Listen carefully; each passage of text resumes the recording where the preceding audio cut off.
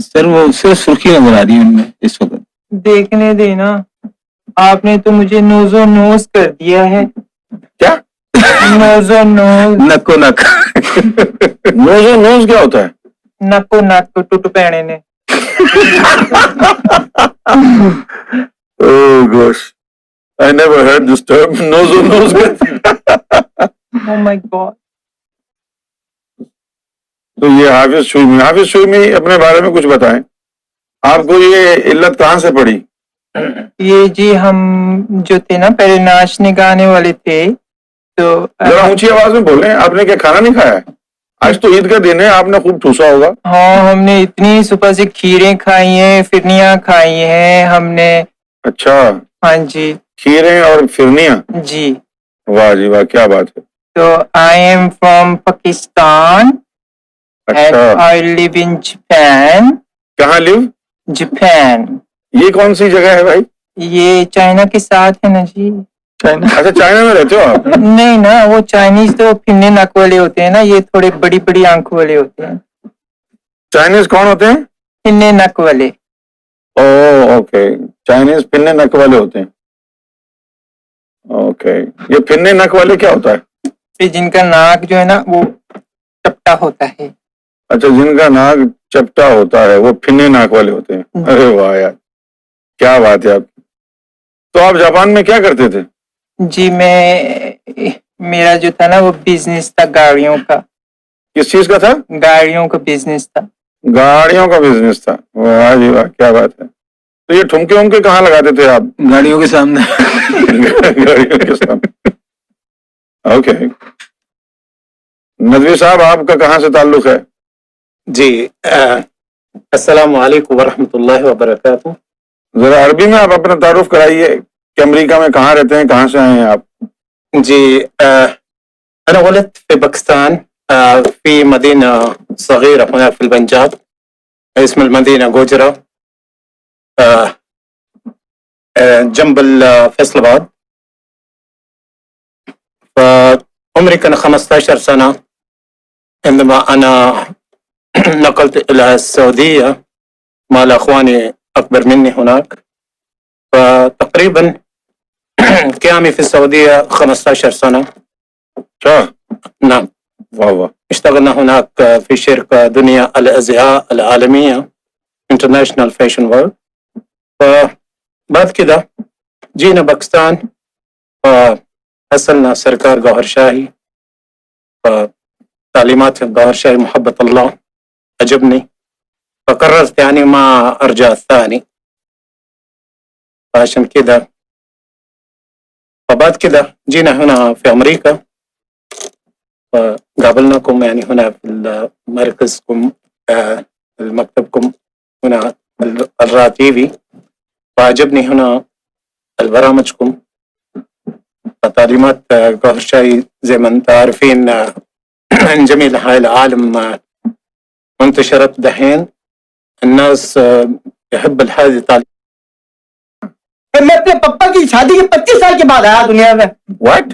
ابھی بولا کوئی جگہ نہیں, یہاں پہ جاؤ نا تو ٹھیک ہے, واپس چلے جاؤ, میرے کہا جاؤ.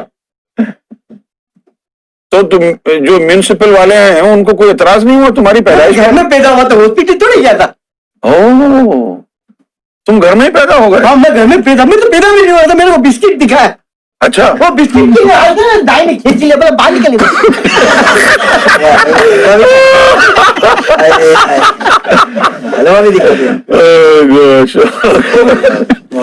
اچھا یار, اگر وہ بسکٹ نہ دکھاتی.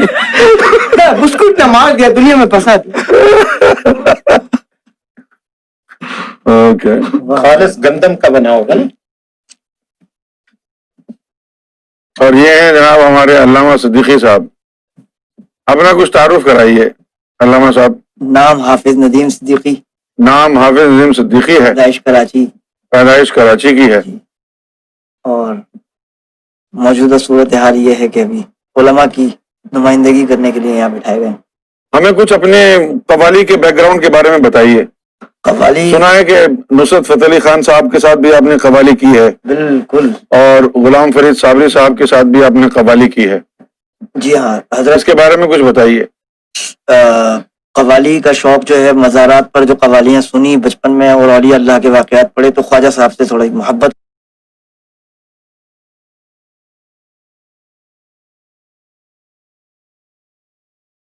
ہو گئی پیدا اور جی قوالیوں سے شغف ہو گیا. پھر ایک دن سرکار گور شاہی کی بارگاہ میں یہ شکایت بھی گئی بھی بہت زیادہ قوالیاں سنتے ہیں، ہاں تلاوت اور ناز سے بھی زیادہ قوالی کو اہمیت دیتا ہے یہ شخص.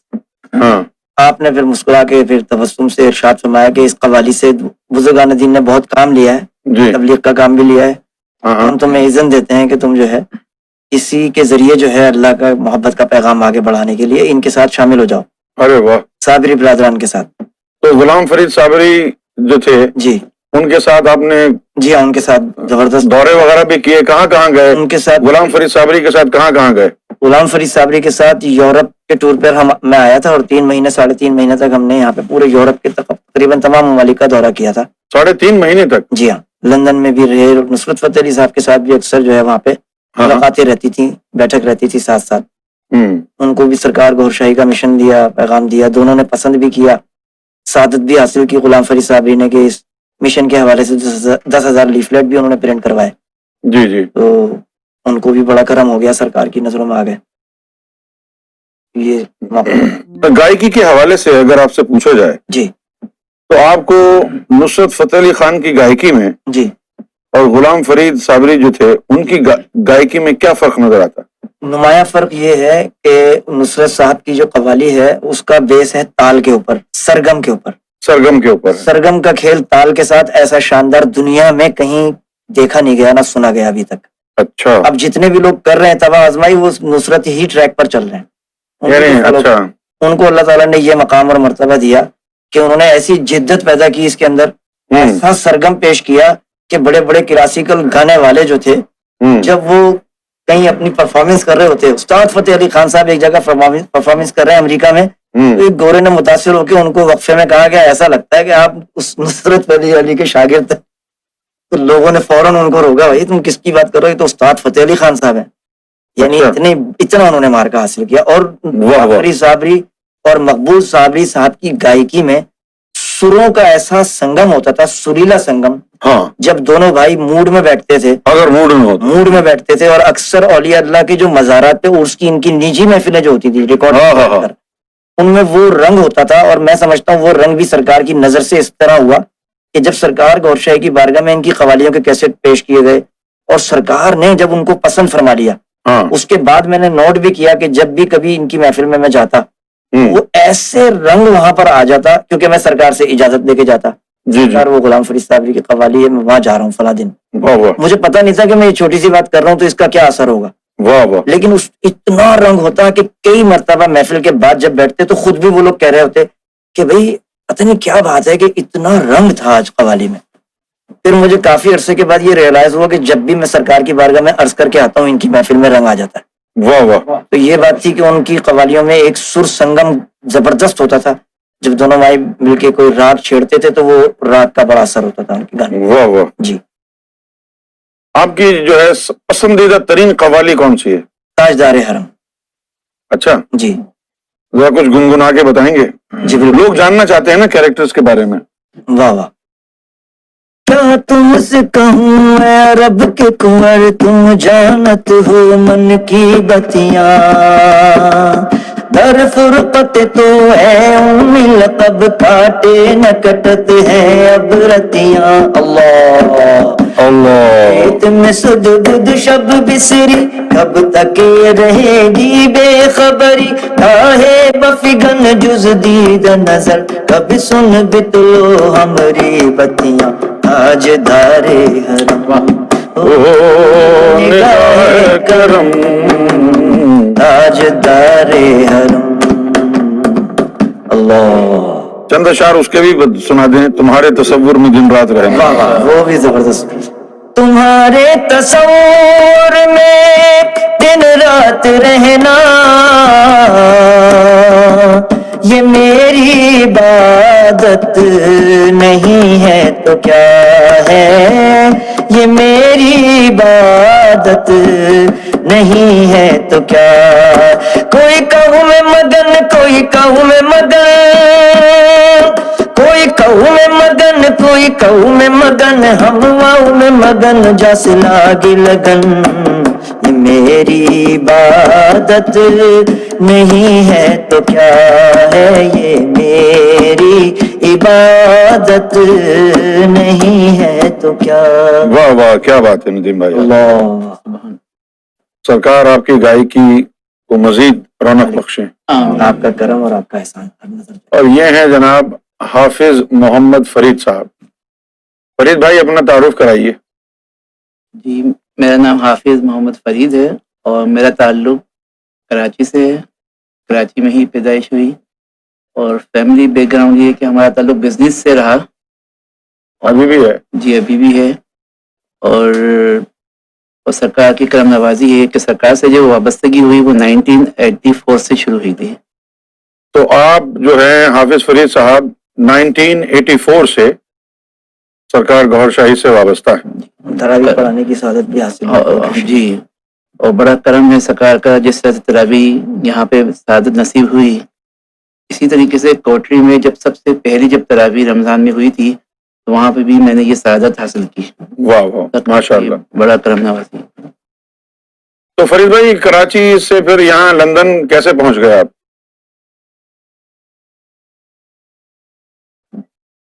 बात ये कि जब हमने ऐसे लगा जैसे पैदल आए थे।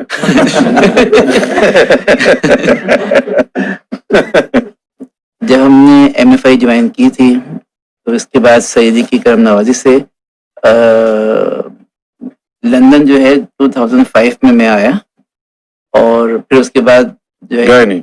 फिर मैं जो है ना सईदी ने फरमाया कि यहीं आप जो है ना रुक जाए, यहीं आबाद हो जाए। तो सईदी की करम नवाजी से फिर यहाँ पर हम सेट हो गए फैमिली के साथ।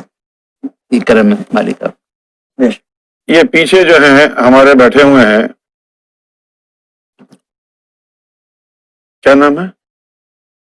कैप्टन अनवार, कैप्टन अनवार सिद्दीकी। ये पाकिस्तान आर्मी के रिटायर्ड कैप्टन हैं और सरकार से बहुत प्यार करते हैं ये। और ये अनवार भाई भी यहाँ पर मेरा ख्याल है कि ये भी पाकिस्तान से, इन्होंने जो है आर्मी से अर्ली रिटायरमेंट ले ली। अनवार भाई ने आर्मी से अर्ली रिटायरमेंट इन्होंने ले ली और रिटायरमेंट लेके इन्होंने जो है बोरिया बिस्तर बांधा और ये भी इंग्लैंड शिफ्ट हो गए। तो अनवार भाई आप अपने बारे में कुछ बताइए जी। कि आप का ताल्लुक कहाँ से है और फिर सरकार से कैसे मुलाकात हुई, कहाँ पैदा हुए, आर्मी में कैसे गए, कुछ बताइए लोगों को। जी सही। मेरा ताल्लुक कराची से है। जरा जोर से बोले। जी, मेरा ताल्लुक कराची से है। हाँ हाँ। और मेरी पैदाइश कराची में ही हुई। अच्छा, कराची में ही हुई आपकी पैदाइश? अल्लाह अकबर। और वैसे आर्मी से जिनका ताल्लुक है उनको तो पिंडी में पैदा होना चाहिए। और जी कप्तान साहब। और सरकार इमाम मेहदी गौहर शाही से ताल्लुक मेरे दो छोटे भाई हैं, ये नदीम और सईद दिकी, इन दोनों भाइयों की वजह से। तो इनको मारा नहीं था आपने जब भी सुना था? जी, मैं क्योंकि ज्यादातर मैं पिंडी में होता था, कराची आना जाना कम होता था। अच्छा। कराची में इस तरह का माहौल बहुत कम था, हल्का जिक्र या खानकाहें, ऐसा माहौल ज्यादातर पंजाब में है, कराची में ऐसा कम है। तो जब फर्स्ट टाइम मैंने इनको देखा, घर पे जब भी आया तो देखा कि 4 5 6 8 10 बंदे जमा है, हल्का जिक्र हो रहा है, अल्लाह की ज़रबें लग रही हैं कभी कुछ। जी जी। तो मुझे इस्लाम की या दीन की इतनी नॉलेज नहीं थी, बस इतना ही जो सुना था बचपन में, नमाज रोज़ा ये मौलवियों से जो सुना था। तो मुझे ऐसा महसूस हुआ कि मेरे दोनों भाई जो हैं ये गुमराह हो गए, किसी गलत रास्ते पे चल गए। तो मैंने इनको रोकने की कोशिश की तो इन्होंने कहा कि भाई हम आपको छोड़ सकते हैं लेकिन सरकार को नहीं छोड़ सकते। फिर मुझे ये सोच ख्याल आया कि ऐसा क्या हो गया इनके साथ के ان کو اپنا بلڈ ریلیشن کی بھی اتنی پرواہ نہیں ہے سرکار سے. پھر میں نے یہ بات اپنے میرے آرمی کے ایک دو کورس میٹ تھے ان سے شیئر کی کہ میرے 2 چھوٹے بھائی ہیں وہ اس طرح کسی غلط راستے پہ جا رہے ہیں اور مجھے سمجھ نہیں آ رہا کہ ان کے ساتھ کیا ہو گیا. تو پھر ایک دو کورس میٹ سے انہوں نے مشورہ دیا کہ جا کے انکوائری کرو, خود ملو, خود جا کے اپنے آنکھوں سے دیکھو, سنی سنائی باتوں پہ یقین نہیں کرو. ایک کیا ہو, پھر کچھ اگر ایکشن لینا ہو تو اس وقت دیکھا جائے گا, پہلے معلومات تو کر لو. جی. پھر میں نے ندیم اور سعید دونوں بھائیوں کو کہا کہ مجھے بھی سرکار سے ملاقات کروا دو. تو یہ مجھے لے کے گئے سرکار کے پاس. فرسٹ ٹائم کوٹری میں سرکار امام مہدی گور شاہی کا دیدار ہوا. وہاں جا کے میں بیٹھا, انہوں نے تعارف کرایا کہ ہمارے بڑے بھائی ہیں اور ذکر کے لیے تشریف لائے. تو سرکار نے مجھے ذکر قلب کا اذن دیا اور میں نے ذکر قلب کا اذن لے لیا. اور میں وہاں جاتے وقت میری نیت تو یہ تھی کہ معلومات کروں گا کون ہیں, کیا ہیں, کتنے لوگ آتے ہیں, کون کون لوگ یہ آتے ہیں. میں نے وہاں کا جب ماحول دیکھا, بہت سارے لوگ چاروں طرف ڈاڑیوں والے اور یعنی کہ نمازی, پرہیزگار, شلوار قمیض میں پہنے ہوئے. میں نے وہاں سارا آبزرو کیا اور ذکر لے کے پھر میں آ گیا. اس کے کچھ عرصے کے بعد سرکار کا کرم ہوا اور میرا ذکر چل گیا. جب میرا ذکر چلا تو اس کے بعد پھر زندگی بدل گئی. اور وہ دن اور آج کا دن ابھی بھی سرکار نے اپنے قدموں میں جگہ دی ہوئی ہے. بہت زبردست. اور یہ ہے جناب تنویر حسین صاحب. اب اگر آپ ان کی صورت دیکھیں گے, نہ ہی دیکھے تو بہتر ہے, کیونکہ اللہ بھی صورتیں نہیں دیکھتا ہے, شاید اسی لیے نہیں دیکھتا ہے. یہ ہمارے تنویر حسین بھائی ہیں اور بہت ہی پڑھے لکھے آدمی ہیں. یہ اچھی انگریزی بولتے ہیں اور مرچنٹ نیوی سے ان کا تعلق رہا ہے. انہوں نے بڑا سمندری سفر کیا ہے اور روحانیت کے بارے میں اچھی خاصی معلومات ہیں ان کو, دین کے بارے میں اچھی خاصی معلومات ہیں ان کو. اور مرچنٹ نیوی میں کتنا عرصہ آپ نے گزارا تنویر بھائی؟ میں نے سیدھی 12 سال مرچنٹ نیوی میں. 12 سال انہوں نے مرچنٹ نیوی میں گزارے ہیں اور اب یہ یہاں بیٹھے ہیں. اوکے. یہ ہیں جناب امجد حسین صاحب.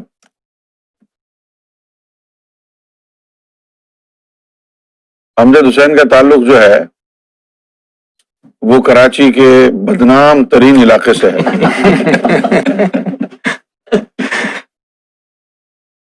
کراچی کا بدنام ترین علاقہ ہے لیاقت آباد, جس کو وہاں کے لوگ لالو کھیت کہتے ہیں. تو اپنے بارے میں کچھ بتائیے گا امجد بھائی. گوھر شاہی مرحبا. جیسے کہ سیدی نے عرض کر دیا میرے متعلق, بہت تکلیف ہوئی ہے, بہت تکلیف ہوئی ہے, کر ہی دیا ہے. نام امجد حسین ہے اور کراچی کے علاقے لالو کھیت کے اندر پیدائش ہوئی. جامعہ کراچی سے B.Com کیا. کہاں سے کیا؟ جامعہ کراچی. جامعہ کراچی سے کیا کیا تھا؟ B.Com. یہ کیا ہوتا ہے؟ Bachelor of commerce. ہو آپ ابھی تک بیچلر ہی ہیں, 3-4 بچے ہو گئے. شرم نہیں آتی ابھی تک اپنے آپ کو بیچلر کہہ رہے ہیں؟ بتاؤ یار, یہ حال ہے. اچھا پھر اور کوئی اچھا کام بھی کیا کوئی, یا صرف B کام ہی کرتے رہے؟ بھی کام.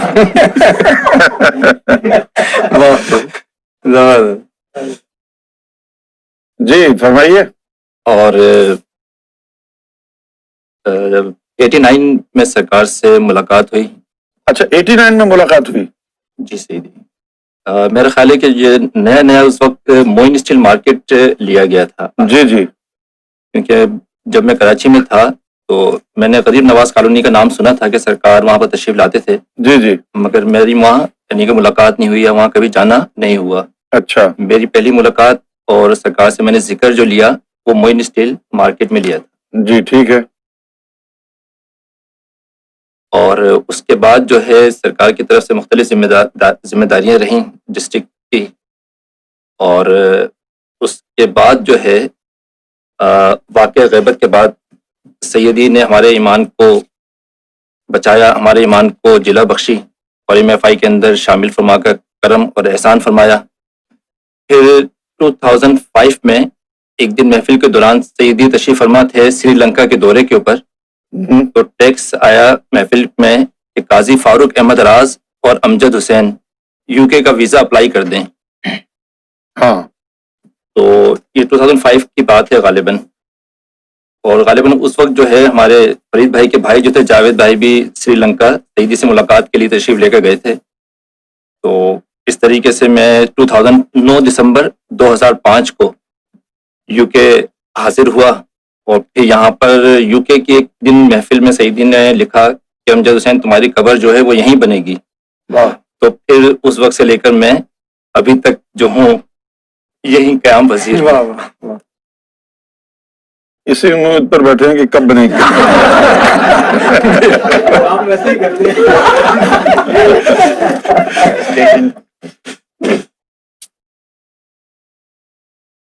اور یہ ہیں جو چھپ کے بیٹھے ہوئے ہیں سب سے پیچھے، نہ جانے کس سے چیٹنگ کرتے رہتے ہیں. یہ ہیں ہمارے اشفاق بھائی. اشفاق بھائی کا تعلق ہے راول پنڈی سے. اشفاق بھائی کا تعلق ہے راول پنڈی سے. اور گزشتہ 10-12 سالوں سے اشفاق بھائی مقیم ہیں ٹورانٹو میں، کینیڈا میں مقیم ہیں.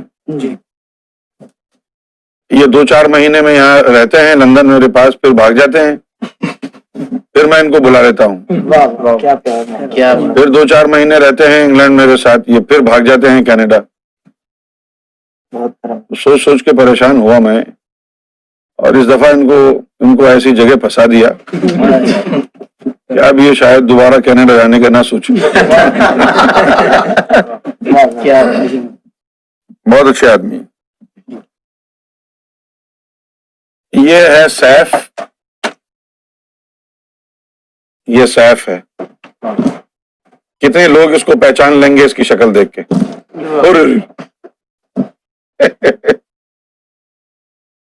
Be careful Saif. یہ سیف جو ہے امجد بھائی کا بیٹا ہے.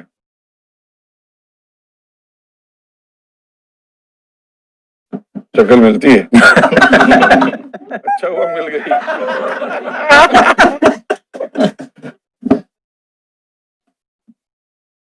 Saif, would you like to introduce yourself? I know yourself. Mic تو پاس کرو نا. دوبارہ بولنا ذرا. کرونا. مائک تو پاس کرو نا. I was born in Karachi. You were born in Karachi? Yeah. Wow. And then moved to London with my parents, and then studied, lived my life here mostly. All right. That's good. اور یہ ہے منصور بھائی. ذرا منصور بھائی کا interview لینا ذرا حافظ شوئی ہوئی. ادھر دینا. آپ کا نام کیا ہے؟ منصور. آپ کہاں سے بلونگ کرتے ہیں؟ پاکستان. پاکستان کس جگہ سے؟ اتنا بڑا پاکستان ہے. کراچی. کتنے سال کے ہو؟ 46. بچے ہیں یا نہیں؟ ایک. جی. کیوں؟ ٹائم نہیں ملا. کس چیز کا؟ مزید کرنے کا. کراچی سے ہیں. اچھا. جی. تو یہ جناب منصور بھائی ہیں، کراچی سے ان کا تعلق ہے. اور یہ حافظ شوئی میں اس کا انٹرویو لیتے. اور یہ بیٹھے ہیں ملنگ بابا. ملنگ بابا آپ اپنے تعارف کرائیں. تسی کتھوں کیا کہتے ہیں پنجابی میں؟ کتھوں آئے ہو؟ میں فیصل آباد ہوں. اچھا جی، فیصل آبادوں آئے. فیصل آباد دی پیدائش تے پھر جڑا ہے کتھے دی پیدائش ہو؟ فیصل آباد منشی ملہ. मुंशी मल्ला फैसलाबाद अजी देखो। ये सर जो है 89 में 2000 या नहीं 89 या 1989 हाँ? 9 क्या? हाँ इधर जो मैं आया हूँ तो 93 से जो है 93 में सरकार से मुलाकात हुई है ब्रैडफोर्ड में। हाँ, लेकिन तुम तो इधर 91 में आ गए थे ना? जी 91 या 92 में? जी 93 में सरकार से जो है मुलाकात 93 में सरकार से मुलाकात हुई। वाह, वाह। ब्रैडफोर्ड में ब्रैडफोर्ड में सरकार से मुलाकात हुई। वाह। और सरकार के आने से पहले जो है वो सईदी से मुलाकात हुई। सईदी ने जो है बताया सरकार के बारे में। मुझसे मुलाकात हुई थी? जी अच्छा, मुझे याद नहीं। जी आपसे मुलाकात हुई, पहले आपसे मुलाकात हुई है, आपके घर पे भी आया था।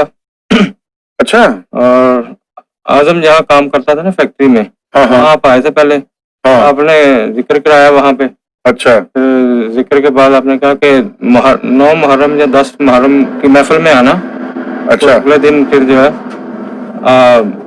महफिल में गए। जब महफिल में जिक्र में बैठे, आपने जो है या नमाज सरकार के लिए बिछाया।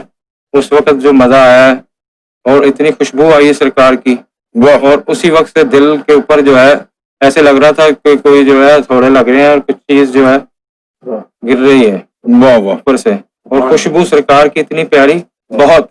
और उसके बाद जो है फिर इतना इंतजार रहा। सईदी ने फरमाया कि सरकार जो है तशरीफ लाने वाले हैं 1-2 महीने में। तो फिर जो है ये इंतजार रहा। मैं अक्सर पूछता था जब टाइम गुजरा 1-2 महीने का, कब आ रहे हैं सरकार। थोड़ा सा डरे हो गया था। फिर जब सरकार तशरीफ लाए तो 93 में फिर ब्रैडफोर्ड गए। जी। ब्रैडफोर्ड जब गए तो सरकार से जिक्र लिया। जब सरकार का दीदार हुआ तो ऐसे था कि बस देखता ही जाऊं, देखता ही जाऊं। इतने प्यारे, देखता ही जाऊं। सुभान अल्लाह रियाज, बहुत प्यारे। और क्या अदाएं थी मालिकों की, और इतना प्यारा अंदाज। सुभान अल्लाह रियाज। और उसके बाद से जो है बस साथ ही हैं सईदी के, और सईदी ने जो है सरकार के कदमों में रखा हुआ है। All right. So this was a bit of introduction of some of our characters here. And now let's face the music. अब हम शुरू करेंगे उम्मत की अदालत।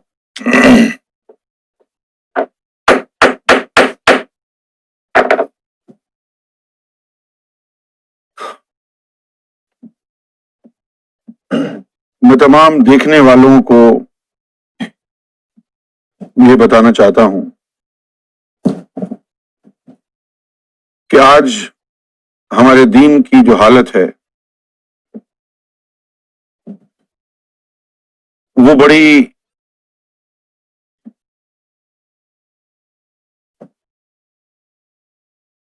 शकिस्ता हालत। उम्मत का तसव्वुर खत्म हो चुका है।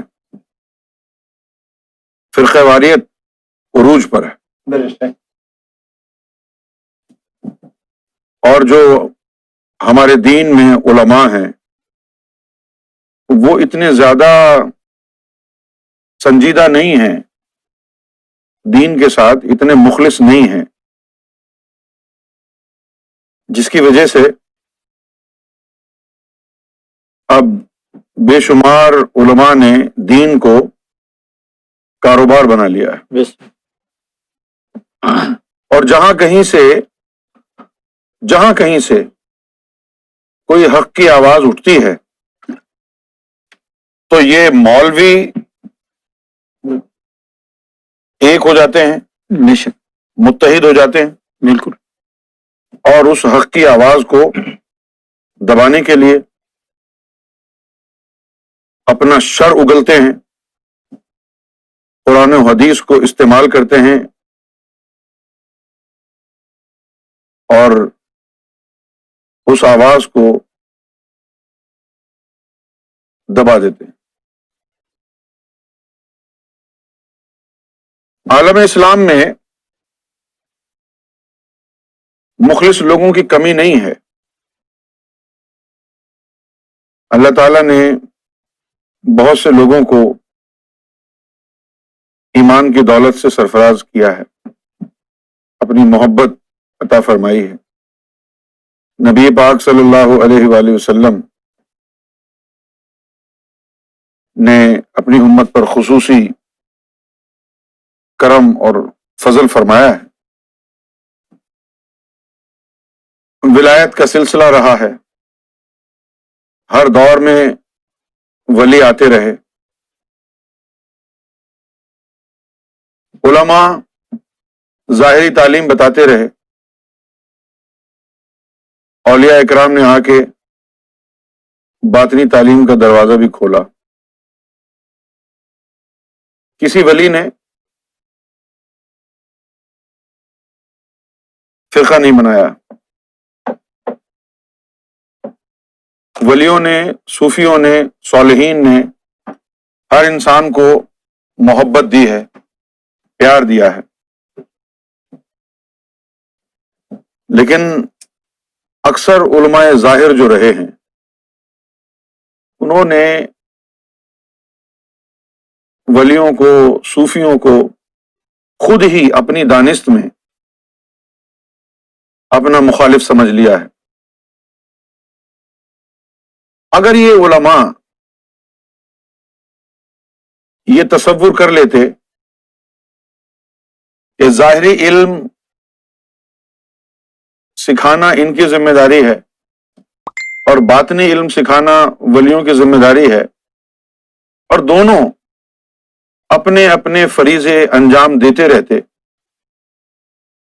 اور علماء ولیوں اور صوفیوں کی مخالفت نہ کرتے، ان کو رد نہ کرتے، ان کو کافر نہ کہتے، ان کو مشرک نہ کہتے، ان کو ریاکار نہ کہتے، تو شاید امت میں بگاڑ پیدا نہ ہوتا. یہ جو شیرازہ امت کا بکھر گیا ہے، یہ شیرازہ امت کا بکھرتا نہیں.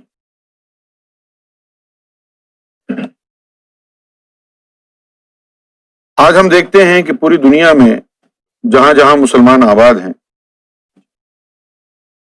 مسلمان آپس میں ایک دوسرے کے دست و گریبان، یکجہتی نہیں ہے. ملت، امت کا، قوم کا شیرازہ بکھر چکا ہے.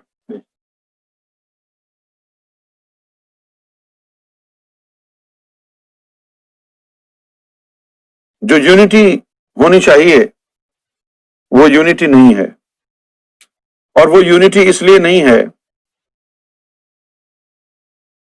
کہ ہمارے دلوں کا قبلہ مختلف ہے.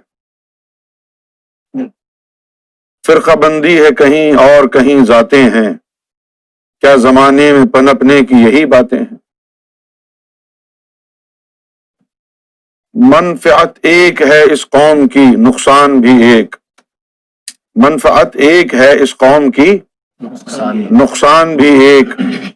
کچھ بڑی بات تھی ہوتے جو مسلمان بھی ایک.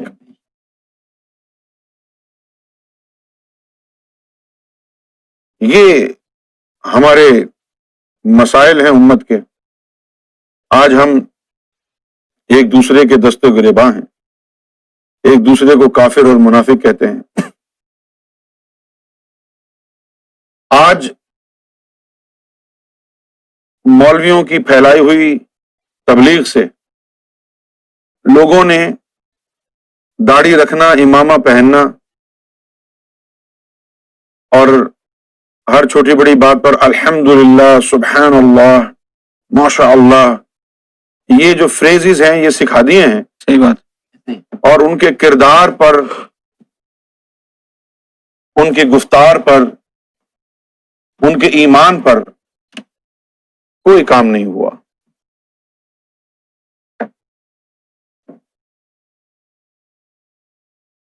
داڑھی بھی رکھتے ہیں ہم تہجد کی نمازیں بھی پڑھ رہے ہیں، اور ہم کم بھی تول رہے ہیں، ہم چوری بھی کر رہے ہیں. بالکل. بے شک ایک دوسرے کی دل آزاری بھی کر رہے ہیں، ایک دوسرے کی دل آزاری کے ساتھ ساتھ حسد بھی کرتے ہیں. کیوں؟ اسلام تو ایسا مذہب نہیں ہے. اسلام تو بیر رکھنا نہیں سکھاتا.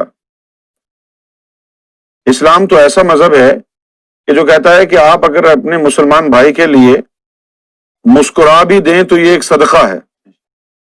جس دین نے مسکرانے کو نیکی قرار دیا ہو وہ دین نفرت کیسے سکھا سکتا ہے؟ لیکن آج ہم دیکھتے ہیں کہ مسلمانوں میں نفرتیں پھیلی ہوئی ہیں. کیا وجہ ہے؟ اتنی مسجدیں ہیں، اتنے مدرسے ہیں، اس کے باوجود بھی ہمارا کردار نہیں بدل رہا. بے شک اور جو نوجوان نسل ہے، جو پڑھے لکھے لوگ ہیں، جو کلین شیو رہتے ہیں، ان کو دیکھ کر، ڈسکو میں جانے والے، گانے سننے والے لوگوں کو دیکھ کر مولویوں کا یہ خیال ہوتا ہے کہ یہ سارے یہودیوں کی نقل کرنے والے ہیں، یہ سارے کافر ہیں.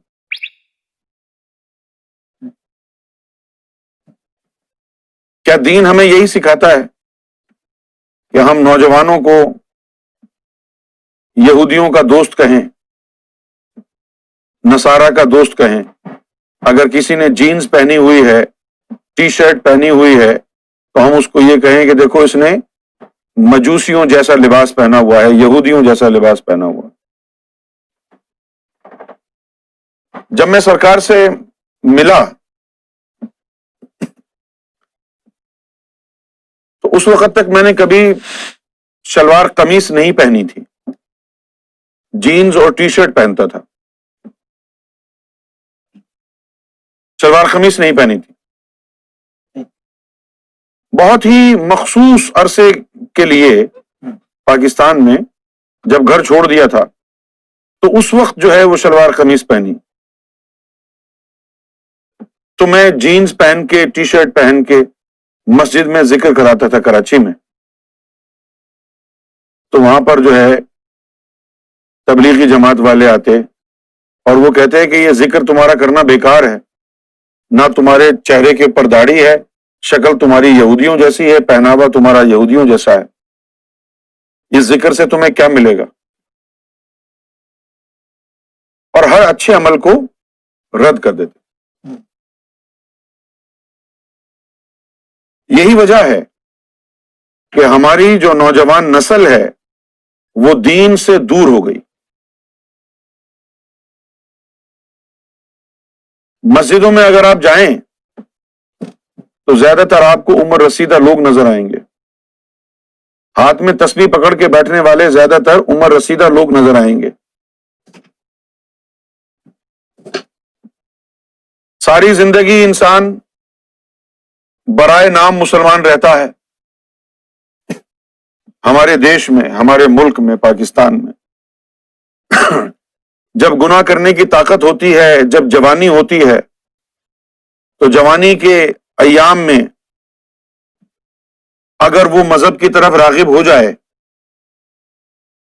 تو کہتے ہیں کہ ارے ابھی تو تمہارے جو ہے وہ دنیا میں زندگی گزارنے کے، عیاشی کرنے کے دن ہیں، تم کہاں مذہب میں لگ گئے؟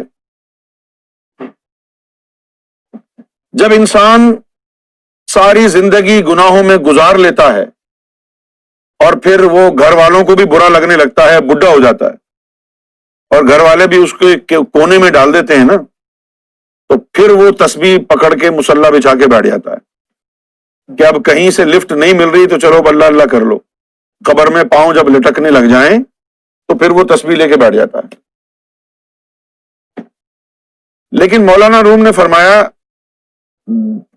در جوانی توبہ کردن شیوائے پیغمبری، کہ جوانی کے عالم میں جب گناہ کرنے کی طاقت ہو آپ کے اندر، دل بڑی تیز دھڑکتا ہو، جوان ہو، رگوں میں گرم گرم خون دوڑ رہا ہو، پہاڑوں کو فتح کر لینے کی آپ کے اندر ہمت ہو، طوفانوں سے ٹکرا جانے کی آپ میں جب ہمت ہو، جب ہر گناہ کرنے کی طاقت آپ کے جسم میں موجود ہو، تو ایسے جوانی کے عالم میں اللہ کی طرف رجوع کرنا، گناہوں سے توبہ طائب ہونا، مولانا روم نے فرمایا ہے یہ پیغمبروں کا، نبیوں کا، مرسلین کا شیوا ہے۔ اور آپ یقین کریں ولی وہی بنے جنہوں نے جوانی میں ہی اپنے نفس کو پاک صاف کرنے، قلب کو پاک صاف کرنے میں صرف کر دی۔ آج جو تبلیغ ہمارے مولوی کر رہے ہیں، اس تبلیغ سے لوگ تتر بتر ہو چکے ہیں۔ اور جیسے ہمارے اسد بھائی نے کہا ہے، پھر کہتے ہیں کہ 9 سے چوہے کھا کے بلی حج کو چلی،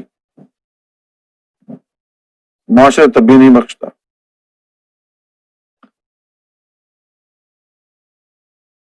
اس میں بہت بڑا قصور تو علماء کا ہے، لیکن صرف علماء کا قصور نہیں ہے، اس میں قصور ہماری عوام کا بھی ہے۔ اگر آپ کو اپنا دین سمجھنا ہے تو آپ کو ذاتی دلچسپی لینی چاہیے۔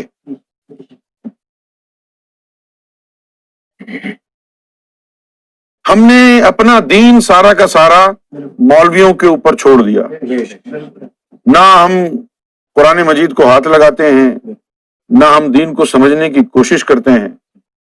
قرآن مجید کو اللہ تعالیٰ فرماتا ہے کہ ہم نے قرآن مجید کو انتہائی آسان کر دیا تاکہ تم سمجھ لو، لیکن آج لوگ یہ کہتے ہیں کہ بھائی علماء کے بغیر قرآن کو کیسے سمجھ میں آئے گا، اور قرآن مجید میں اللہ تعالیٰ نے فرمایا کہ ہم نے قرآن کو آسان کر دیا تاکہ تمہاری سمجھ میں آ جائے۔ یعنی قرآن مجید کی کو اسٹڈی کرنے کے لیے بھی آپ قرآن کی بات نہیں مان رہے، آپ مولویوں کی بات مانتے ہیں۔ یہ ایک المیہ ہے، یہ ایک پریشان کن المیہ ہے۔ دوبارہ نوجوانوں کی توجہ دین کی طرف مبذول کرانے کے لیے روحانیت کو عام کرنا پڑے گا۔ کیا وجہ ہے کہ ایک نوجوان کسی خوبصورت حسین لڑکی کو دیکھ کے اپنا دل اسے دے بیٹھتا ہے؟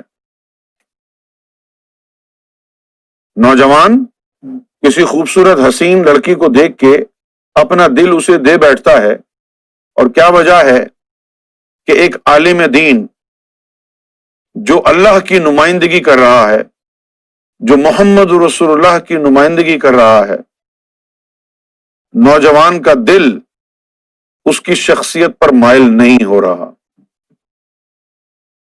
اس لیے مائل نہیں ہو رہا کہ تمہارے اندر محمد رسول اللہ کا پیار نہیں ہے، تمہارے اندر محمد رسول اللہ کا جو ڈیوائن اسپرچول گلیمر ہے وہ نہیں ہے۔ اگر آج کا عالم دین، اگر آج کا صوفی نوجوانوں کو محمد رسول اللہ کی زلفوں کا دیدار کرا دیتا تو وہ نوجوان پھر کسی کی زلفوں کا اسیر نہ ہوتا۔ کیا بات، کیا بات۔ اگر آج کا صوفی اور آج کا عالم نوجوان کو محمد رسول اللہ کی زلفوں کا اسیر بنا دیتا، حسن مصطفیٰ دکھا دیتا، اسے نبی پاک صلی اللہ علیہ وسلم کا چہرہ اس کے دل میں اگر اتار دیتا، اگر زلف مصطفیٰ کا سایہ اس دل پر پڑ جاتا، تو اس کے بعد کسی کی زلفیں مصطفیٰ کی زلفوں سے زیادہ حسین نہیں ہو سکتی، وہ مصطفیٰ کی زلفوں کا اسیر رہتا۔ لیکن یہ طاقت، یہ تعلیم ہمارے علماء کے پاس نہ تھی، نہ ہے، نہ ہوگی۔ اس کے لیے تو کسی فقیر، کسی مرد قلندر کہ غلامی اختیار کرنی پڑتی ہے۔ مولانا روم نے فرمایا مولوی ہرگز نہ شد مولائے روم تا غلام شمس تبریزی نہ شد، کہ یہ مولانا رومی جو ہے مولوی ہی رہتا، مولائے روم نہ بنتا اگر یہ کسی غلام شمس تبریز کا غلام نہ بن جاتا۔ مولوی ہرگز نہ شد مولائے روم تا غلام شمس تبریزی نہ شد۔ آج ضرورت اس بات کی ہے کہ انسانوں کے دلوں اللہ کے نور سے زندہ کیا جائے۔ آپ کو نئے سرے سے دین کو سمجھنے کی ضرورت ہے، ایک کمپلیٹ اوور ہال ہونا چاہیے۔ یہ جو کچھ دین کی باتیں آپ نے سیکھی ہیں سب بے ترتیب ہیں، بے شک آپ کو نئے سرے سے دوبارہ دین سیکھنا ہوگا۔ بے شک بالکل قرآن مجید کے الفاظ پر غور کرنا ہوگا کہ مسلمان کس کو کہتے ہیں، مومن کون ہوتا ہے، مسلم میں اور مومن میں فرق کیا ہے، فرائض کیا ہوتے ہیں، وقتی فرض کیا ہوتا ہے، دائمی فرض کیا ہوتا ہے، یہ سب کچھ سیکھنا ہوگا آپ کو۔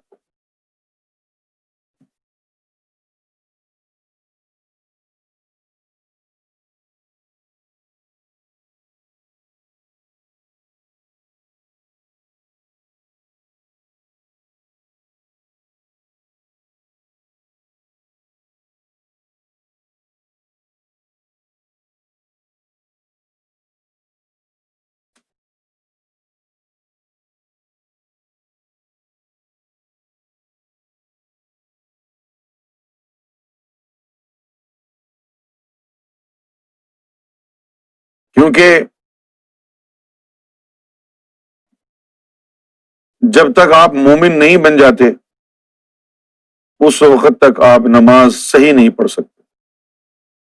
قرآن مجید میں کہیں بھی حکم نہیں ہے کہ نماز پڑھو، قرآن مجید میں اللہ تعالیٰ نے حکم فرمایا نماز قائم کرو۔ بے شک نماز قائم کہاں کرنی ہے یہ ہر مسلمان کو جاننا ہے۔ روزہ کیوں رکھا جاتا ہے یہ ہر مسلمان کو جاننا ہے۔ جب ہمیں پتہ ہی نہیں ہے کہ ہم روزہ کیوں رکھتے ہیں تو پھر ہم کیا کریں گے؟ روزہ بھی رکھیں گے اور سارے وہ کام بھی کریں گے جس سے ہمارا روزہ خراب ہو جائے گا۔ روزہ صرف اس بات کا نام نہیں ہے کہ 14-15 گھنٹے کے لیے آپ نہ کھائیں نہ پئیں، اور بہت سارے اس کے لوازمات موجود ہیں۔ بالکل دین کا بیڑا غرق کر دیا گیا ہے۔ بے شک آج کے مولوی کا دین یہ ہے کہ عورتوں کو ڈراتا رہے، اپنے بال ٹرم نہ کرنا جہنم میں جاؤ گی، لپسٹک نہ لگانا جہنم میں جاؤ گی، نیل پالش نہ لگانا جہنم میں چلی جاؤ گی۔ آپ مجھے بتائیے کیا محمد رسول اللہ کے دور میں لپسٹک تھی، نیل پالش تھی، فاؤنڈیشن تھا، میک اپ کا سامان ہوتا تھا؟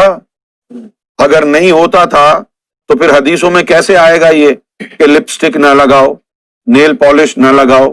جب حضور کے دور میں یہ تمام اشیاء تھی ہی نہیں تو ان کی ممانعت کیسے آئے گی؟ یہ مولویوں کی بنائی ہوئی کہانیاں ہیں۔ بہت سی بچیاں ایسی ہوتی ہیں، لڑکیاں ایسی ہوتی ہیں جن کو شوق ہوتا ہے، اور جب ان کو پتا چلتا ہے کہ بھئی دین میں ہم یہ نہیں کر سکتے، یہ نہیں کر سکتے، تو وہ اس وجہ سے دین سے دور ہو جاتی ہیں۔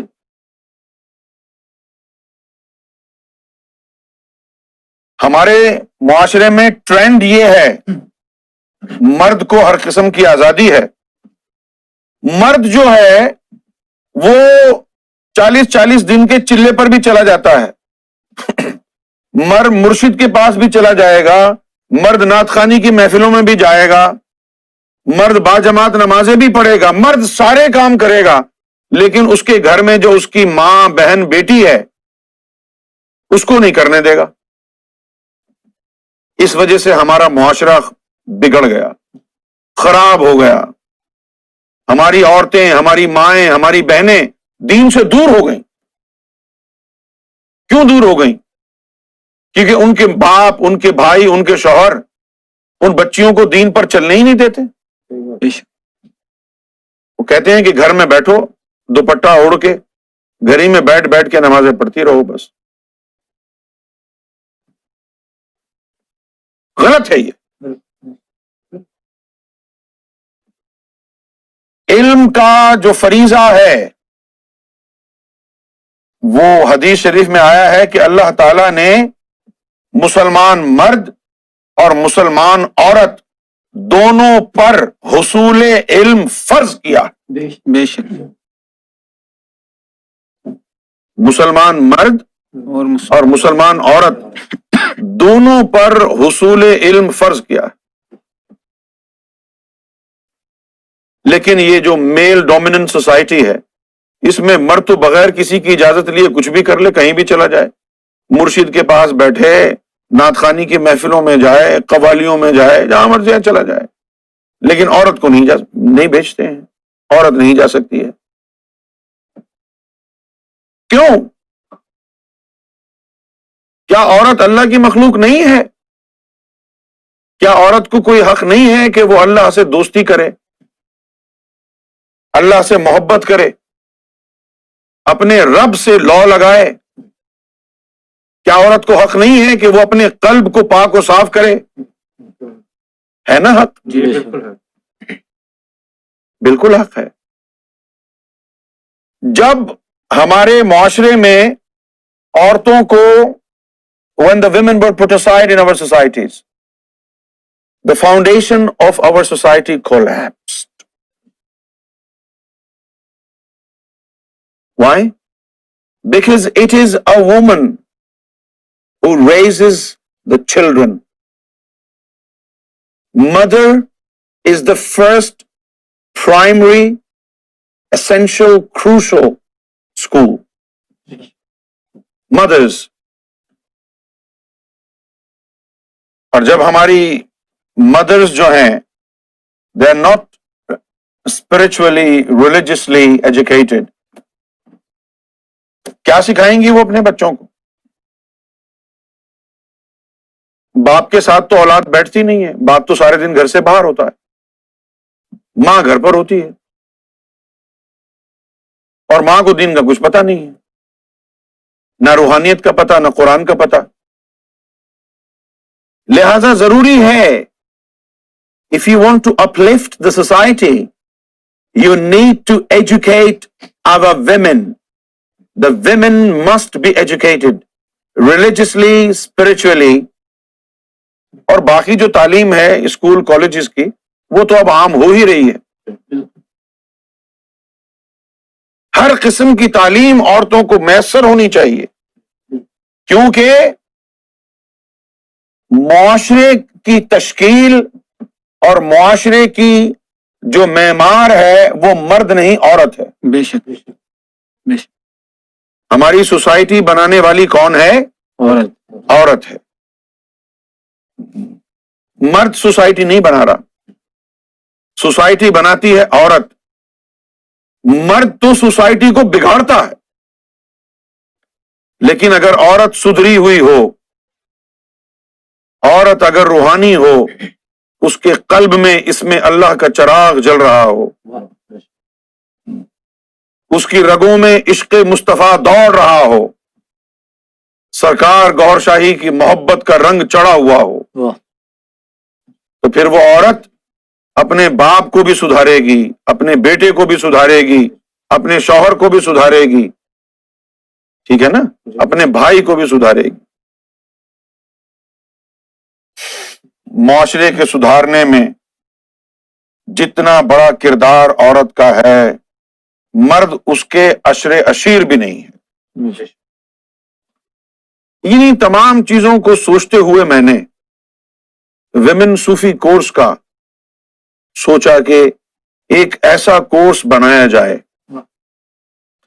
کہ جو خواتین کے لیے ہو، ان کی سوچ کے مطابق ہو.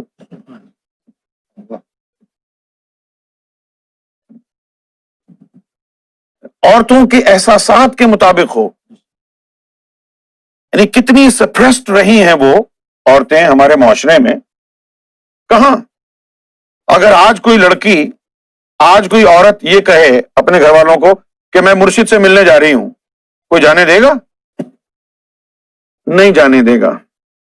اگر بیٹا کہے کہ میں مرشد سے ملنے جا رہا ہوں تو کوئی نہیں روکے گا. یعنی ایک سلجھا ہوا آدمی نہیں روکے گا. اگر کوئی کسی کا دماغ خراب ہے کسی کا، تو شاید وہ بیٹے کو بھی روک دے کہ ہو سکتا ہے تو گمراہ ہو جائے فرقہ واریت کی بنا پر.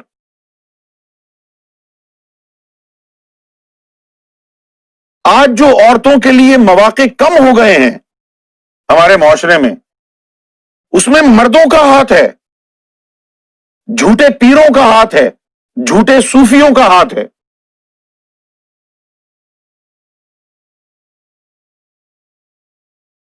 ان جاہل پیروں کا ہاتھ ہے جو گاؤں دیہات میں ادھر ادھر پیر بن کے بیٹھے ہوئے ہیں اور عورتوں کی عزتیں برباد کرتے ہیں.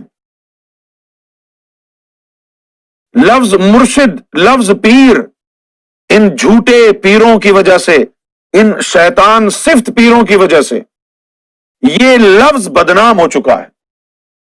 پیر کامل، مرشد کامل، یہ الفاظ جو ہیں بدنام ہو چکے ہیں، کیونکہ جو تصوف کے نام پر شیطان صفت لوگ اپنے نفس کی آگ کو بھرنے کے لیے جو لبادہ صوفیوں کا اوڑھ کے بیٹھے ہوئے ہیں، انہوں نے عورتوں کی عزتوں پر ہاتھ ڈالے ہیں، آبرو ریزی کی ہے، جو کہ ایک مثال بن گئی والدین کے لیے کہ وہاں تو عزتیں برباد ہو جاتی ہیں، تم نہیں جا سکتے. لیکن اب یہ سرکار گوھر شاہی کا دور آ گیا ہے. سیدنا امام مہدی سرکار گوھر شاہی نے وہ باطنی تعلیم ایسے کھول دی ہے کہ اب آپ کو کسی پیر کے پاس جانے کی ضرورت نہیں ہے. آن لائن آپ کو ہدایت مل رہی ہے. قرآن کی باطنی تفسیر میسر آ رہی ہے. دل کو اللہ اللہ میں لگانے کا ذریعہ آن لائن آپ کو مل رہا ہے، کہیں جانے کی ضرورت ہی نہیں ہے. آئی فون کھولیں، اسمارٹ فون جو بھی ہے آپ کا کھولیں، یوٹیوب کی ایپ نکالیں، الرا ٹی وی دبائیں، جو آپ کی روحانی پریشانی ہے، جو آپ کا دینی مسئلہ ہے آپ پوچھ لیں. دل کو اللہ اللہ میں کیسے لگانا ہے آپ سوال کر لیں. آپ کو کہیں گے کہ واٹس ایپ پر کال کر کے ذکر لے لیں. کتنا آسان ہو گیا. اب تو آپ کو کہیں جانا بھی نہیں ہے.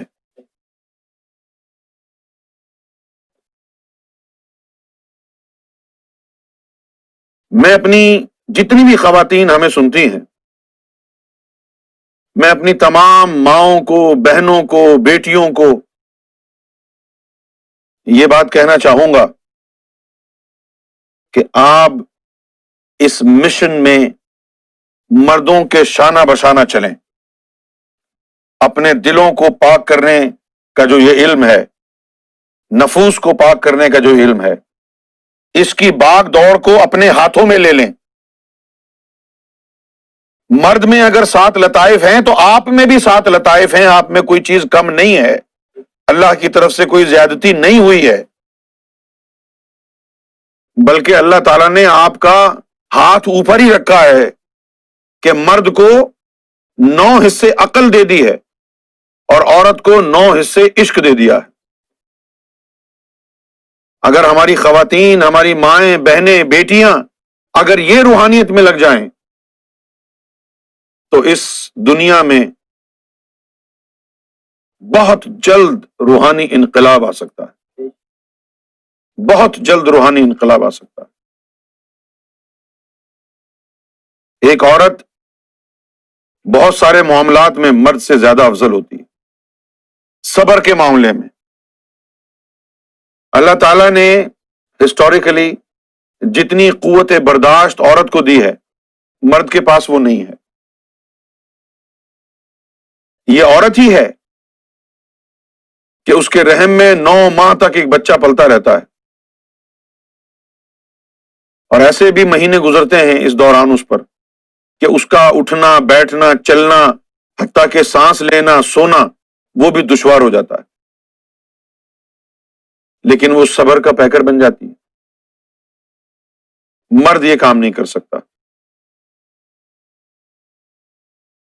اگر آپ کسی عورت کے اس درد کو محسوس کر لیں جو ماں بننے کے دوران وہ محسوس کرتی ہے، تو میں حلفیہ قسمیہ کہتا ہوں دنیا کا ایک مرد بھی ماں بننا نہیں چاہے گا، ایک مرد بھی ماں بننا نہیں چاہے گا۔ یہی وجہ ہے کہ اللہ تعالیٰ نے ماں کا رتبہ بڑا بلند کیا ہے۔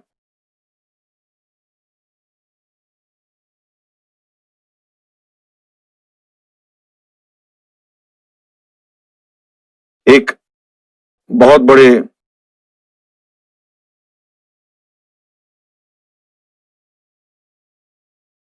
شاعر کا قول ہے، because God cannot be everywhere, therefore he created mothers.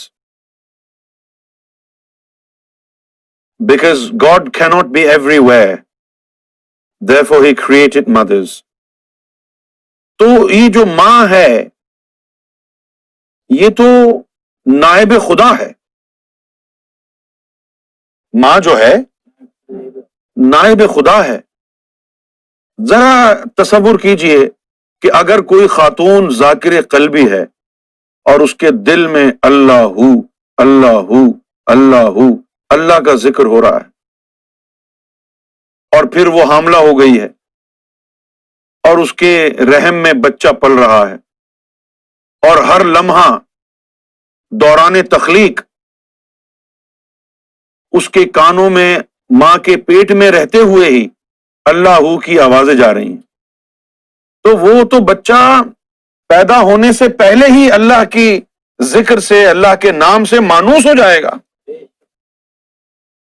اور پیدا ہونے کے بعد اس کی زبان پر پہلا لفظ اللہ ہوگا۔ پھر جہاں حلقہ ذکر دیکھے گا چپ کر کے جا کے بیٹھ جائے گا۔ آج کی جو میری یہ گفتگو ہے وہ اس لیے ہے تاکہ آپ کو میں یہ بتا سکوں کہ روحانیت میں جو آگے بڑھتا ہے، جو محنت کرتا ہے، جو دلچسپی لیتا ہے، اللہ تعالیٰ اس کو نواز دیتا ہے، وہ مرد ہو یا عورت ہو۔ دنیا کی تمام عورتوں سے کہہ رہا ہوں یہ مت سمجھنا کہ تم میں کوئی کمی ہے، خدا سے عشق کرنا سیکھ لو۔ بڑی بڑی صوفی عورتیں اس دنیا میں گزری ہیں۔ رابعہ بصری کتنا بڑا نام ہے، نبی پاک صلی اللہ علیہ وسلم کی صاحبزادی بی بی فاطمہ الزہرا رضی اللہ تعالی عنہا، کتنے بڑے بڑے نام ہیں۔ تو ہماری تمام مائیں اور بہنیں روحانیت میں لگیں، اسپرچویلٹی سیکھیں، روحانیت سیکھیں، اپنے دلوں کو منور کرنے کا علم بھی سیکھیں۔ جس کو لپسٹک لگانی ہے وہ لپسٹک لگائے، نیل پالش جس کو لگانی ہے وہ نیل پالش لگائے۔ اللہ تعالیٰ تمہاری شکلوں کو نہیں دیکھتا ہے، اللہ تمہارے دلوں کو دیکھتا ہے۔ اور سجنے سنورنے کا حکم عورت کو اللہ نے خود قرآن میں دیا ہے کہ اپنے شوہر کے لیے بناؤ، سنگھار کرو، زینت اپنی بناؤ۔ اور آج کا مولوی کہتا ہے میک اپ کرنا حرام ہے، اور قرآن میں اللہ تعالیٰ کہہ رہا ہے کہ تم میک اپ کیا کرو۔ بھائی زینت بنانے کا اور کیا مطلب ہے؟ تو اپنے ذہن سے یہ بات نکال دیں کہ بھئی یہ چیز غلط ہے، یعنی ہم کو نہ میک اپ کرنا ہے، نہ لپسٹک لگانی ہے، نہ پاؤڈر لگانا ہے۔ یہ تمام چیزوں کا دین سے تعلق نہیں ہے، بلکہ اللہ تعالیٰ نے اس کا حکم دیا ہے۔ کہ اپنے شوہر کے لیے اپنی زینت بناؤ، جو قرآن مجید میں آیا ہے۔ اپنے دلوں کو منور کریں، یہ دل کو اللہ دیکھتا ہے۔ میں تو اپنی گفتگو کو یہاں پر سمیٹ لوں گا، لیکن آج ہمارے ساتھ بڑے ہی خونخوار قسم کے لوگ بیٹھے ہوئے ہیں، اور میں نے یہ وقت تھوڑا سا گزارا ہے کہ تھوڑے یہاں بیٹھ کے ان کا غصہ ٹھنڈا ہو جائے، اور جب یہ تنگ آ جائیں بیٹھ کے تو اس وقت پھر میں گفتگو کروں، تاکہ اس وقت ان کے لہجے میں وہ کڑواہٹ نہ رہے، ان کے لہجے میں وہ درستگی نہ رہے، ان کے لہجے میں وہ کرختگی نہ لگے۔ میں دیکھ رہا ہوں کس طرح ہونٹ چبا رہے ہیں علامہ صدیقی صاحب، تو میں حوالے کر دیتا ہوں مائک کو علامہ صدیقی صاحب کے ساتھ۔ یقیناً اب خدا بہتر جانتا ہے کہ ان کے آج کیا اعتراضات ہیں، لیکن میں تیار ہوں ہر طرح کے حملے کے لیے۔ بالکل All right, my friends.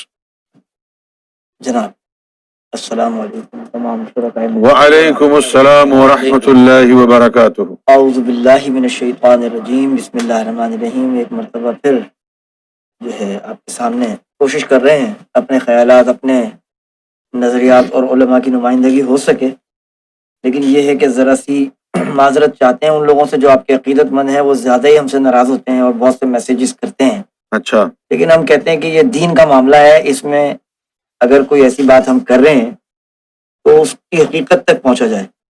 اس کے لیے آپ سے گزارش ہے کہ اگر آپ اجازت دے رہے ہیں تو پھر ایک مرتبہ اعتراض جو ہمارے سامنے بے شمار اعتراض ہیں ان میں سے کچھ ایک ہم آپ کے سامنے آج بھی پیش کرنا چاہتے ہیں، جیسے کہ آپ لوگوں کے نظریات میں اور آپ کی تحریروں میں اللہ کے علم کے حوالے سے جو ہے نا کچھ اعتراضات ہیں آج ہمارے ذہن میں۔ اللہ کے علم کے حوالے سے؟ جی ہاں، وہ کیا؟ جیسے کہ آپ کی گفتگو اور آپ کی تحریر میں بھی یہ ملا کہ لکھا گیا کہ اللہ تعالیٰ کا خیال، کہ اللہ کو ایک دن خیال آیا، یہ لفظ لکھا ہوا ہے آپ کی تحریروں میں، غور شاہی کی کتب میں یہ موجود ہے لفظ، جبکہ یہ علماء کے نزدیک جو ہے یہ کفر پر مبنی ہے بات کہ اللہ کے لیے آپ خیال کو ثابت کریں۔ نہیں، سرکار گوھر شاہی نے جب یہ بات فرمائی ہے تو اس کو یوں فرمایا ہے کہ سلطان حق باہو نے کہا ہے اپنی کتاب میں، یہ سرکار گوھر شاہی نے نہیں فرمایا۔ اچھا، سرکار گوھر شاہی نے یہ سلطان حق باہو کا قول نقل فرمایا۔ لیکن آپ کے نزدیک کیا ہے کہ اللہ تعالیٰ کو خیال آ سکتا ہے؟ معاذ اللہ، نعوذ باللہ، ہم تو نہیں مانتے کہ یہ خیال آ سکتا ہے اللہ کو کسی بات کا۔ اللہ تعالیٰ کو خیال آ سکتا ہے یا نہیں آ سکتا ہے؟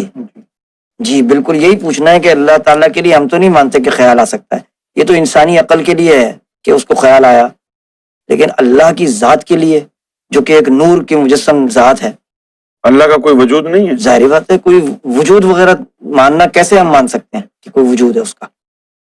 تو پھر آپ یہ بتائیے کہ جب اللہ تعالیٰ نے فرمایا ہے جی کہ خلقت الآدم علی صورتی، تو انسان کو بھی پھر نور کی شکل میں ہونا چاہیے تھا، دھوئیں کی طرح۔ استغفر اللہ العظیم، اس میں استغفر اللہ والی بات کیا ہے بھئی؟ جب اللہ تعالیٰ نے فرمایا ہے، نبی پاک صلی اللہ علیہ وسلم کی حدیث قدسی ہے یہ، اچھا، اور دوسری طرف بائبل میں یہ سیم یہی بات آئی ہے، God created man in his own image، یہ بائبل میں آیا، اور حدیث قدسی میں آیا ہے خلقت الآدم علی صورتی، کہ میں نے آدم کو اپنی صورت پہ بنایا۔ اب آدم کو اپنی صورت پر بنایا ہے تو اس کا مطلب کیا ہے کہ یہ جو آدم کی صورت ہے یہ اللہ کی ہے، آدم کی تو ہے ہی نہیں صورت۔ لیکن تو اب ہمارے دو ہاتھ ہیں، ہمارا وجود ہے، جسم ہے، کیوں ہے؟ اس لیے ہے کہ اللہ نے ہم کو اپنی صورت پر بنایا ہے، تو یہ تو اللہ کی صورت ہے۔ اگر ہمارے ہاتھ پاؤں ہیں تو اللہ کے ہاتھ پاؤں تھے تو ہمارے ہوئے نا، کیونکہ ہم تو اس کی صورت پر ہیں۔ چلے مان لیتے ہیں، ہاتھ پاؤں مان لیتے ہیں، لیکن یہ بات کہ جیسے انسان سوچ رہا ہے، انسان کو خیال آ گیا یہ کر لوں، یہ اللہ کی ذات کے لیے تو شریعت اجازت نہیں دیتی اس قسم کے خیالات کے لیے۔ اللہ کے لیے ہم کہیں کہ اللہ کو بھی ایسا ہو گیا؟ نہیں، تو قرآن مجید میں لکھا ہوا ہے، اللہ تعالیٰ فرماتا ہے جب میں کوئی چیز یعنی بنانا چاہتا ہوں تو میں کہتا ہوں کن، اور وہ ہو جاتی ہے۔ اللہ، جب وہ بنانا چاہتا ہے تو یہ خیال ہی ہے نا کہ میں یہ بنانا چاہتا ہوں۔ آپ کی تو باتیں بڑی بھونڈی ہیں علامہ صاحب، سمجھ میں یہی بات پتہ نہیں کیسی بے وقوفی والی باتیں کر رہے ہیں یہ ایسی بے وقانہ گفتگو آپ کی محفلوں میں سنی گئی ہے اور پڑھی گئی ہے تحریریں۔ میں نے ابھی تو بتایا کہ یہ میرا قول تھوڑی ہے، مجھے کیا پتا اللہ کو کیا خیال ہے، یہ تو سلطان صاحب کا قول نقل کیا گیا ہے۔ اللہ اکبر، حضرت آپ کچھ ارشاد فرمائیے۔ جی میرے بسم اللہ الرحمن الرحیم نحمدہ ونصلی علی رسولہ الکریم اما بعد فاعوذ باللہ من الشیطان الرجیم. میں شکر گزار ہوں کہ مجھے اس پلیٹ فارم پہ الرا ٹی وی کے اوپر جو ہے یہاں پہ مدعو کیا گیا. تو اعتراضات تو بہت زیادہ ہیں، لیکن آج میرا مین جو ہے اعتراض ہے وہ اہل تشیع جو کہتے ہیں کہ اہل بیت کی محبت کا دعویٰ کرتے ہیں. اہل بیت کی محبت ایمان کا حصہ ہے، ٹھیک ہے، ہم بھی مانتے ہیں اس چیز کو، ہم بھی محبت رکھتے ہیں، ان سے عقیدت رکھتے ہیں. اعتراض کس بات پر ہے آپ کو؟ اعتراض مجھے اس بات پہ ہے کہ جو اہل تشیع حضرات کا یہ عقیدہ ہے اور آپ ہماری نظر میں وہ کافر ہیں اور آپ ان کو کافر نہیں مانتے.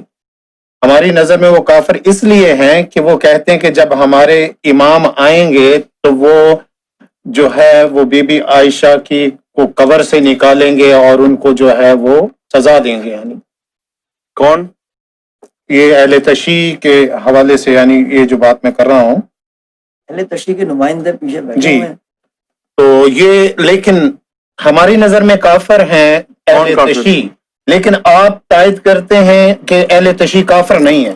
میرا یہ ماننا ہے جی کہ جو بھی کلمہ گو ہے، مسلمان ہے، جو اللہ کی وحدانیت پر ایمان رکھتا ہے، جی نبی پاک صلی اللہ علیہ وسلم کی رسالت پر، ختم نبوت پر ایمان رکھتا ہے، وہ کافر نہیں ہے. بھلے وہ وہابی ہو، بھلے وہ اہل حدیث ہو، بریلوی ہو، شیعہ ہو، کوئی بھی ہو، اگر وہ کلمہ گو مسلمان ہے تو میں اس کو کافر نہیں کہہ سکتا.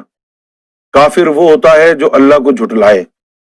ایک آدمی کلمہ پڑھتا ہے، اللہ کو بھی مانتا ہے، اللہ کے رسول کو بھی مانتا ہے، اللہ کے رسول کی ختم نبوت کو بھی مانتا ہے، تو اب کون سا کفر جو ہے وہ کر رہا ہے؟ میں تو کسی کلمہ گو کو کافر نہیں کہہ سکتا. یہ تکفیریت جو ہے نا، یہ آپ کے مزاج میں چلی گئی ہے.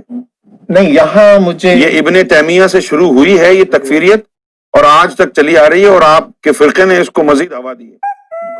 یہ جو تکفیریت ہے، مسلمان ہی مسلمان کو کافر کہہ دے گا. نہیں، میرے نزدیک کافر نہیں ہے. دیکھیں، جب اہل بیت کی محبت کی ایمان کا حصہ ہے تو ایمان کا تعلق جو ہے وہ دائرہ اسلام میں بھی ہے اور دائرہ ایمان میں بھی ہے، یعنی یہ بات آتی ہے.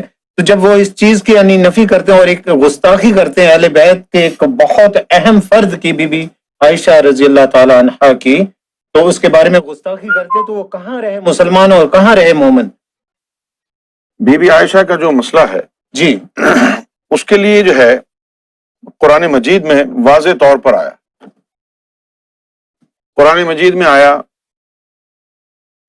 کہ اے مومنو، جو نبی پاک صلی اللہ علیہ وسلم کی جو ازواج ہیں یہ تمہاری ماں ہیں. جی قرآن مجید میں آیا.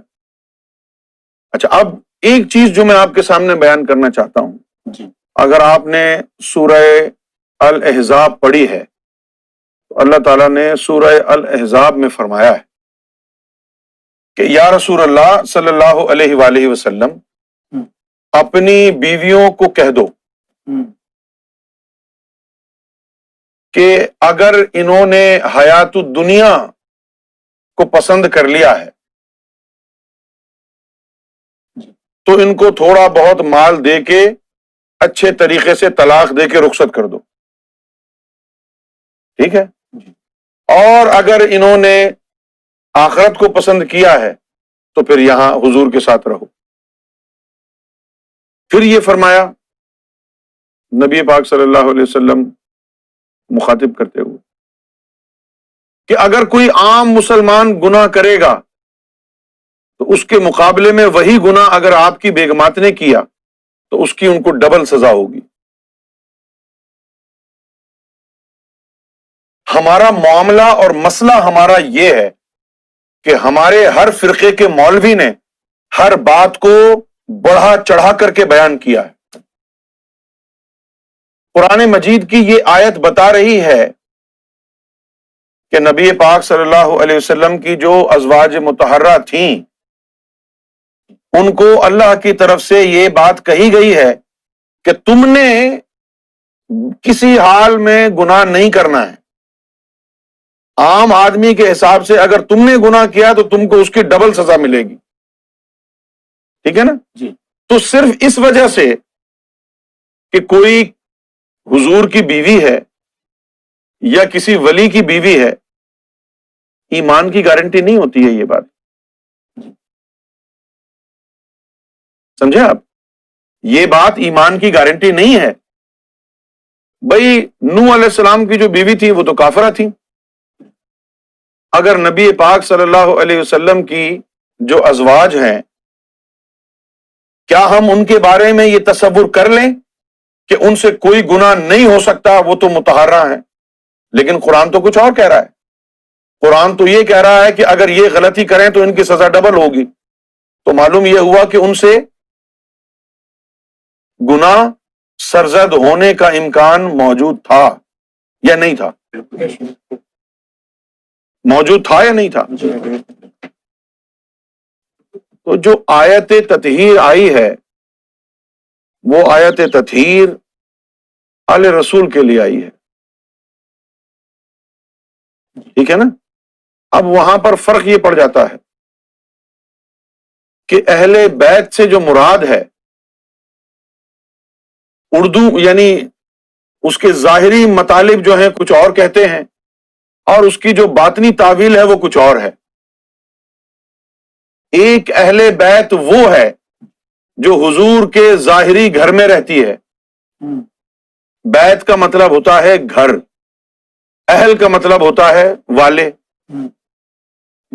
تو اہل بیت سے مراد ہو گیا گھر والے. تو اب یہاں پر دو گھر ہیں. ایک وہ ہیں جو ظاہری مٹی گارے کے مکان میں رہنے والے ہیں, اور ایک بیت حضور کا جسم بھی ہے جو حضور کے سینے میں جن کا حصہ بن گیا, جن کا تعلق حضور کے وجود مبارک سے ہو گیا.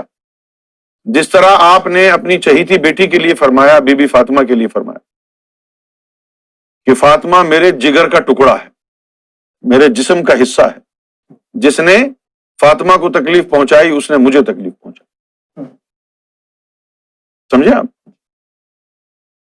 پھر یہاں پر قرآن مجید نے کہا ہے کہ انما یرید اللہ لیذہب عنکم رجس, کہ اللہ تعالیٰ نے ارادہ کر لیا ہے